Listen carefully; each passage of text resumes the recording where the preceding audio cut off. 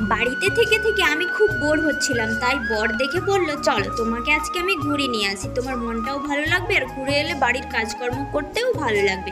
তাই বর নিয়ে এসছে আমাকে ঘুরতে। আমি ভাবলাম বর হয়তো আমাকে ঘুরতে নিয়ে এসছে, এতদিনে পরে হয়তো ভালো কিছু খাওয়াবে, কোনো রেস্টুরেন্টে ঢুকিয়ে ভালো মন্দ খাওয়াবো। ও মা, সে না করে আমাকে কি খাওয়াচ্ছে দেখো, ঠান্ডা জল আর লেস।